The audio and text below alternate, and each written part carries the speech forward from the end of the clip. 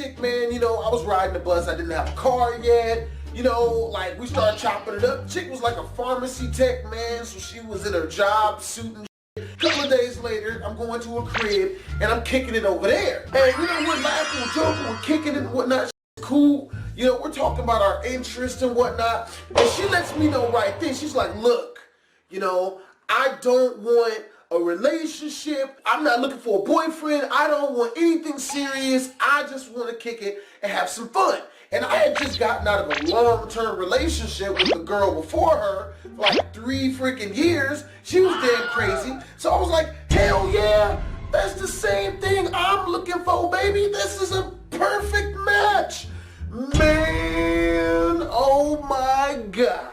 If you ever run into a girl who makes it a point to let you know that she's not looking for a relationship and she doesn't want anything serious, she's lying. That's the exact opposite of what this bitch usually wants. She's basically telling you, I'm going to be the clingiest female you've ever dated in your entire life. This is how bad and how clingy this chick turned out to be. Just to give you an example of what a girl who says that when you guys are first kicking it tends to be like.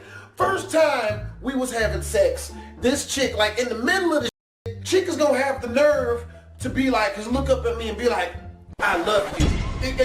Excuse me? So I just smooth act like I didn't hear that shit, man. So once shit was over, she gonna have to come to me and be like, hey, so did you hear what I said? And I was like, oh, no, I was preoccupied with the ass. So I didn't hear anything of what you said. I will say this. She was clingy, but I ain't gonna lie. You know, like, chick was cute and she gave me money, man. So, you know, I fell for the okie doke. I was stupid. I didn't see the signs. No matter how many of them was staring me directly in my freaking face, that she was freaking crazy. This was me up. So fast forward like 6 months into us dating. You know, we were at her crib, we were kicking it, just laying down together or whatever. And, you know, she looks at me, she's like, baby, I'm pregnant. Now, back in the day when I was a kid, I used to always see the Maury Show and the Jerry Springer Show. And I would always watch the ones where a girl would go on and she would bring a dude on that she thought was the baby daddy. And, you know, he would always be like, no, it's not my baby. I'm not taking care of it. You know, you better get up. You better miss me with that bullshit. I am not the baby daddy. You know, they used to always bother me because it's like, bro, you was clearly smashing this chick. But then when she gets pregnant, you know, you're gonna run and act like you're not the baby daddy. That's messed up, man. Like, that's messed up. So I always made it a point to never be like that. So my philosophy with women and getting pregnant is, if I'm messing with a chick, if she tells me she's pregnant, you know, let me know that you're pregnant so I can go out and stop bullshit and get as much money together as possible to take care of the girl and my soon-to-be child. I was naive. I never even thought that females bullshit about this type of thing. I'm thinking I'm gonna be a daddy, you know, because I was the only dude that I knew that she was smashing. You know, I didn't know of anyone else. And the chick was always super cool. And I didn't suspect of her doing no grimy shit. So in my mind, your boy's about to have BHD Jr. So a couple of days later, she asked me if she could use my mom's pajamas. And my girl at the time, we're gonna call her Lola, right? She needed a pair of pajamas because she didn't have anything to walk around the house in. And my mom had a set of pajamas that she never freaking used, never wore, brand new, nothing. And they would fit her. You know, so I went over to my mom's crib and got the pajamas for Lola. Now, fast forward about a week and a half later on, like I said, I'm still thinking, you know, I'm in baby daddy mode. I'm still thinking I got a kid coming on the way. My mom started nagging me real hard to get her pajamas back because she didn't want to loan the pajamas to Lola, and I hadn't told my mom that Lola told me that she was pregnant. Mind you, I lived right across the street from Lola, you know, which was mad convenient, man. It was so close. You know, you kind of got to do it then. So, so it's like 11 o'clock at night. I go over her house to get the pajamas because my mom has started nagging me and shit. So I walk over to Lola's crib, and I noticed on the walk over there, I don't know why, but it's like real dark outside, which is pretty normal, but I'm getting this feeling, this weird mystical, just unorthodox, empty type feeling. A lot of people will probably call that women's intuition, because women are really good at catching dudes who are cheating because they'll have that gut feeling that some shit's afoot, right? I have that. I get to her front door and I knock on it and no one answers, right? Now I see her car outside and I see her roommate's car outside. For 10 minutes, I'm knocking on the door and no one comes to the door. Finally, at like 11 minutes and shit, Bobby comes to the door and, he doesn't open it all the way. He just opens it just enough to stick his head through. And, he's like, Lola's not here. I'm like, oh, that's cool. I just came over to get my mom's pajamas. Is it cool if I come in and grab them? He's like, all right, cool. So he opens up the door and lets me in. And I'm walking around there. Have you ever been inside of a place that is just too freaking quiet? Like, this is having me on way higher than high alert. Like, something is not right here, man. It's too quiet. Why is it so freaking quiet?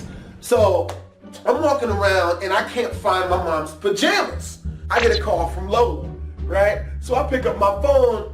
She's like, oh snap, hey, what are you getting into? And I'm like, oh, I'm just at the house, trying to be ambiguous with the answer, making it seem like I'm at my house, like I could be at any house, and she responds, she's like, you're at my house. So I'm like, yeah, I'm at your house. I came over here to pick up my mom's pajamas. She's like, yeah, they're in the dryer. I washed them for her. I'm like, all right, cool. So I go to the dryer and I open it up and sure enough, there's my mom's pajamas. So I take my mom's pajamas out and sling them on my shoulder. But of course, I'm still, feeling something's still afoot.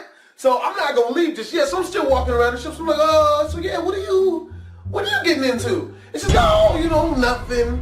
I'm out with some friends, blah, blah, blah, So right as she says this, I go to her room door. I start twisting the doorknob super duper slowly. And right as I get it about halfway to the right, it twists full on all the way to the left, super quick, super fast.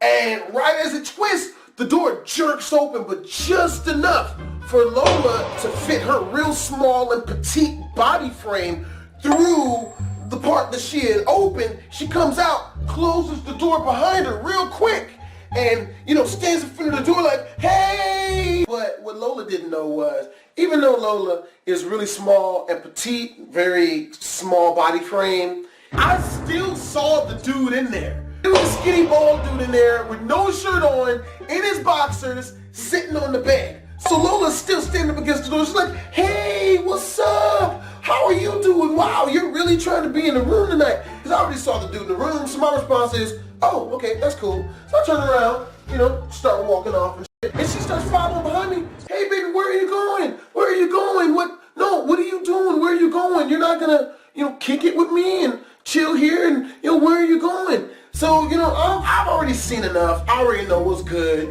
Chicks clearly smashing other dudes while I'm talking with her, right? Which doesn't really anger me that much because, if you don't want to be with me, you don't want to be with me. You basically just let me know, so now I ain't gotta waste no more of my time. I get to the bottom stairs, right? And this shit pissed me off. She's like, hey baby, come on, you're not gonna give me a goodbye kiss? Which pissed me off because you're clearly smashing the dude in the room, so I'm guessing that you're sucking his penis.